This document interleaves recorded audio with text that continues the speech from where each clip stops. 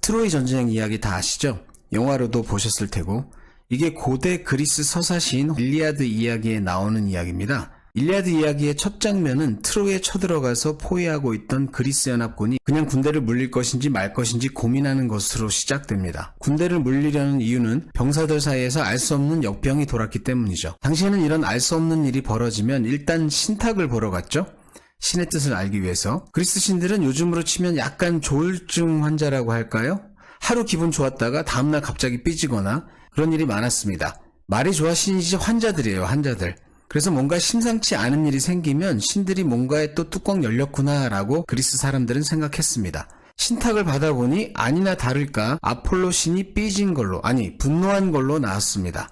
이유가 뭐냐? 그리스군 총사령관인 아가멤논이 아폴로 신을 모시던 트로이 사제의 딸 크리세이스를 납치해가서 돌려주지 않았던 겁니다. 자기 제사상 열심히 차려주던 애가 딸 때문에 상심에 빠져서 이를 내팽개치니까 아폴로 신이 열받아서 얘따 이거나 먹어라 하고 전염병을 퍼뜨린 겁니다. 신탁이 이렇게 나오니 아가멤논은 마지못해 크리세이스를 돌려줍니다. 근데 여기서 이야기가 끝났으면 다행인데 아가멤논이 엉뚱하게 아킬레우스가 차지한 여자 포로 브리세이스를 빼앗아버리죠. 당연히 아킬레우스는 열받았고 더 이상 싸우지 않겠다면서 전쟁을 보이콧해버립니다. 이러면서 이야기가 이어져 나가는데 오늘 이 이야기를 하려는 건 아니고 옛날에는 가끔 이렇게 전염병이 돌아서 사회를 뒤흔들어 놓는 일이 종종 생기다 보니 하긴 옛날뿐 아니고 요즘도 마찬가지긴 하네요. 어쨌든 일리아드 이야기에도 전염병 얘기가 이렇게 등장하는 건데 이런 서사시가 아닌 실제 고대 그리스 역사를 바꿔버린 전염병이 있었습니다. 바로 아테네 역병이라고 이름까지 붙은 전염병이죠.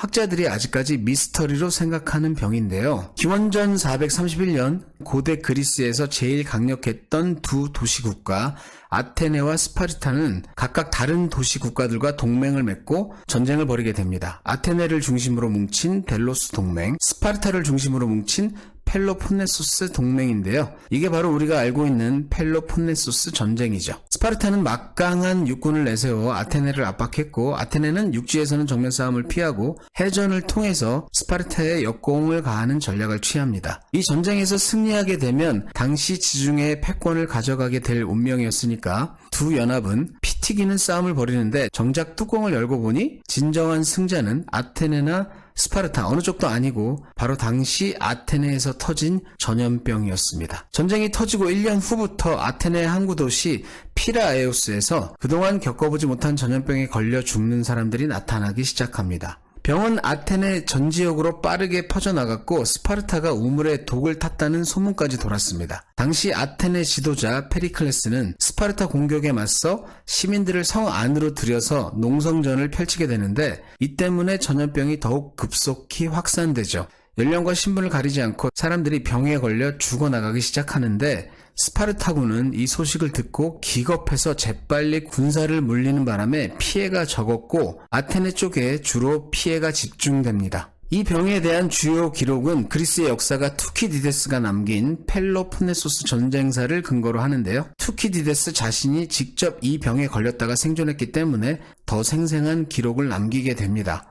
투키디데스가 병의 증상에 대해 남긴 글에 따르면 처음에는 건강하던 사람이 갑자기 고열이 나면서 눈이 충혈됩니다. 목구멍과 혀에서 피가 나기 시작하고 숨 쉴 때마다 악취를 뿜게 되는데 고통이 가슴으로 내려오면서 재채기나 심한 기침을 동반합니다. 피부에서는 불구스레한 피멍이 들면서 고름이 나기 시작하고 궤양으로 발전합니다. 또한 몸 안에서 불이 난 듯이 고열에 시달려서 실오라기 하나 남김없이 벗어버리고 저수조에 몸을 던지고 싶어합니다.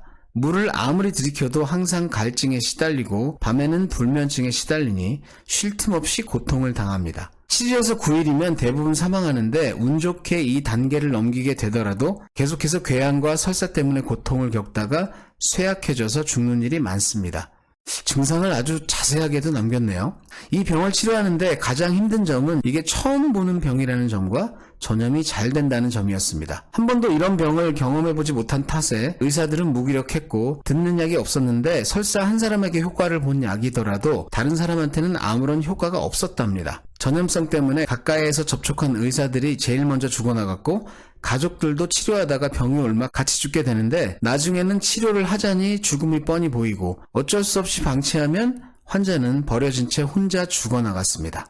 정말 상상만 해도 끔찍한 비극이었네요. 간혹 병에 걸리고 살아남은 사람들이 있었는데 이들은 다시는 이 병에 걸리지 않거나 걸리더라도 죽지는 않았습니다. 이 때문에 이들이 다른 환자들을 돌보게 되었습니다. 다만 회복된 사람들도 후유증을 겪게 되었는데 기억을 완전히 잃어버려서 자기 자신이나 친구들을 알아보지 못했다고 합니다. 아마 투키디데스는 좀 예외였던 모양이에요. 또한 손이나 발, 생식기, 눈 주위에 평생 가는 흉터가 남았답니다. 이 병의 가장 무서운 점은 이 병에 걸렸다는 사실을 알게 되면 즉각 삶에 대한 의지를 잃고 될 대로 되라는 식으로 행동했다는 겁니다. 평범했던 아테네인들의 일상생활이 무너져 내린 거죠.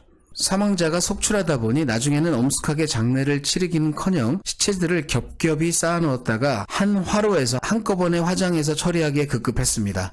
요즘 인도가 아마 이런 상황이라고 하던데, 또한 반쯤 죽어가는 환자들이 산송장처럼 거리를 헤매고 다녔다고 합니다. 좀비가 떠올려지네요. 사회의 위계 질서도 무너져 내렸는데 부자들은 하루아침에 재산과 생명을 잃었고 가난했던 사람들이 어부지리로 부자들의 재산을 차지하게 되었습니다.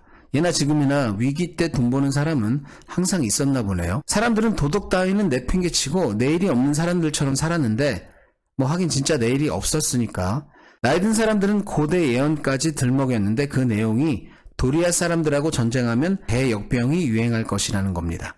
도리아인들은 그리스 반도 북부에서 이주해온 사람들을 말하는데 스파르타인들이 바로 도리아인들의 후손이었거든요. 신전에 가서 기도를 한다고 한들 아무 소용이 없으니 결국 사람들은 지도자였던 페리클레스에게 비난의 화살을 돌렸습니다. 페리클레스는 중한 벌금형에 처해지고 권자에서 쫓겨납니다. 근데 쫓겨나는 건 이해되는데 벌금형은 왜 매긴 건지 모르겠네요. 어쨌든 이 페리클레스 자신도 전염병으로부터 직접적인 피해를 입게 되는데 두 아들과 누이 동생을 이 병으로 잃더니 결국 자기도 병에 걸려 죽게 됩니다. 10여 년 동안 유행한 이 병 때문에 사망한 아테네인들이 7만 5천에서 10만에 달하는 것으로 추정되는데 이 정도면 당시 아테네 인구의 거의 3분의 1에 해당합니다. 국가가 아예 거덜난 셈이죠. 전염병 때문에 그로기 상태까지 갔던 아테네는 진작에 스파르타와 휴전에 들어가서 정신 좀 차리는가 싶었는데 기원전 405년 다시 스파르타와 벌인 해전에서 패하면서 완전히 항복합니다. 이로써 아테네는 몰락하고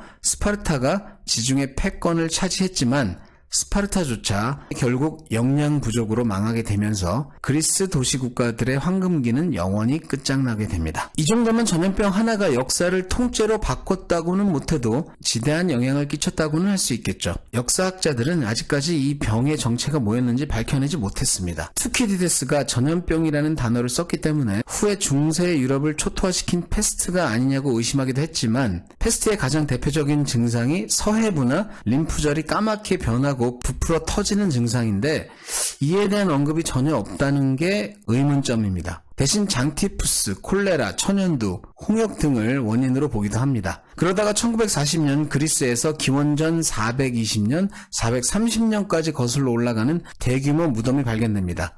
그 중에 시신 150여 구는 급하게 매장한 것처럼 보였는데 마놀리스 파파그리고라키스라는 학자가 끄는 연구팀이 이들 시신 3구의 치아에서 DNA를 추출해서 분석합니다. 2006년에 결과를 발표했는데 이들 DNA 배열이 장티푸스 원인균과 비슷하더랍니다. 그럼 장티푸스냐? 문제는 고대 그리스에서 장티푸스는 이미 흔한 병이었기 때문에 투키디데스가 한 번도 보지 못했던 병이라고 묘사한 것에 부합하지 않는다는 겁니다. 오히려 투키디데스가 묘사한 증세는 에볼라 바이러스에 더 가깝다고 하는데 장티푸스나 패스트같이 박테리아성 전염병보다 에볼라 같은 바이러스성 질병은 DNA가 아닌 RNA를 분석해야 하는 게 난관입니다. RNA는 불안정하고 시간이 갈수록 더 빨리 사라지는 경향이 있어서 기원전 5세기에 발생한 병에 대한 RNA 샘플을 추출하긴 거의 불가능하답니다. 결국 이 미스터리한 질병이 바이러스성 전염병이었다면 앞으로도 영원히 미스터리로 남게 될 운명입니다.